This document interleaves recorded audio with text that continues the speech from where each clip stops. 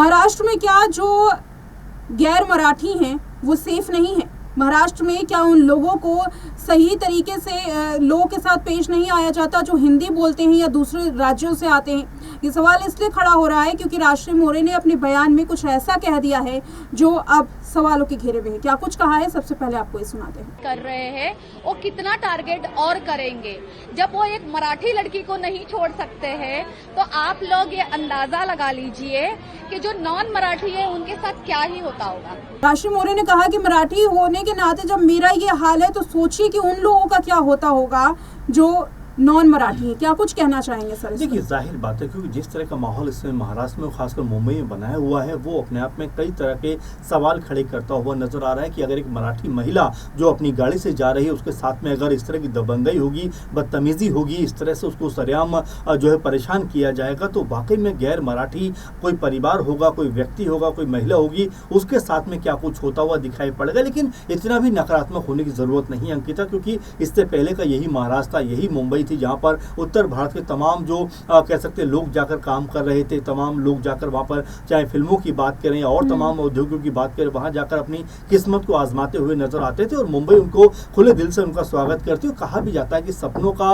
नगर जो है या माया नगर जो है वो मुंबई है और वहां जाकर लोग अपनी किस्मत को बुलंद करते हुए नजर आते हैं। लेकिन इस तरह की जो राजनीति हो रही है जिसमें लोगों को मारने पीटने का काम किया जा रहा है, ये कहीं से भी तर्कसंगत नहीं है। जो मराठी लोग हैं वो भी कभी नहीं चाहेंगे कि भाई दूसरे देशों प्रदेशों से आकर लोग अगर यहाँ पे रह रहे हैं, अपनी रोजी रोटी कमा खा रहे हैं, तो इसमें गुरेज करने की बात क्या है, इसमें खराब बात क्या है। लेकिन अपनी राजनीति को आगे बढ़ाने के लिए या चुनावी जो रोटियां हैं वो सेकने के लिए लोग इस तरह की हरकतें करते हुए नजर आते हैं जो निहायत गलत है। पुलिस को, प्रशासन को, सरकार को इन लोगों के ऊपर सख्त से सख्त कार्रवाई करनी चाहिए, क्योंकि जिस तरह की बात को राजश्री ने कहा है, जाहिर बात है अंकिता, ऐसे माहौल में हम लगातार ऐसे वीडियो देख रहे हैं जहाँ पर लोगों को न सिर्फ परेशान किया जा रहा बल्कि उनके साथ में मारपीट तक की जा रही है। कई जगह पर तो राज ठाकरे ने ये बात कही, अगली बार किसी को अगर पिटाई लगाना उसका वीडियो मत बनाना। यानी कि आप इस तरह प्रताड़ित करके, परेशान करके अगर अपनी भाषा को थोपना चाहते हैं तो कोई आपकी भाषा को एक्सेप्ट नहीं करेगा। लेकिन अगर आप प्यार मोहब्बत से उस भाषा के साथ में लोगों को डील करना सिखाएंगे या डील करने की सलाह देंगे तो शायद लोग अगर वहां पर रहेंगे तो कोई ना कोई कह सकते हैं भाषा को अपनाने में कोई खराबी नहीं है, गुरेज नहीं है। लेकिन अगर इस तरह मारपीट करके आप ये सब करेंगे तो मेरे ख्याल से ये सिर्फ आपकी बदनामी नहीं बल्कि पूरे महाराष्ट्र की कहीं ना कहीं अपमान है। बहुत जो दो मुद्दों पर मैं यहाँ पर सर से सहमत हूँ और ये बात ज़रूर होनी चाहिए। सबसे पहले कि प्यार से किसी भी भाषा को अगर सिखाया जाए तो वो ज़रूर सीखा जाएगा। पंजाब की बात ले लीजिए, बच्चों के सिलेबस में पंजाबी भाषा को सिखाया जाता है।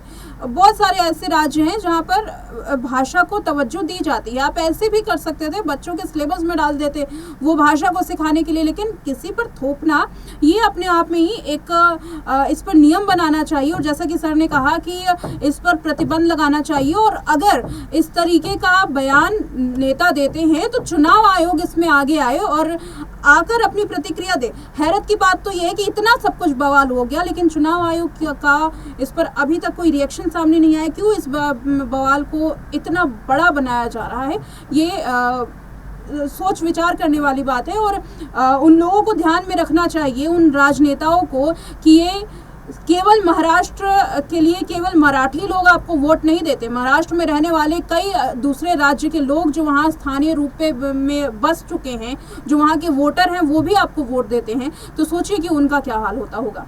इस रिपोर्ट में इतना है।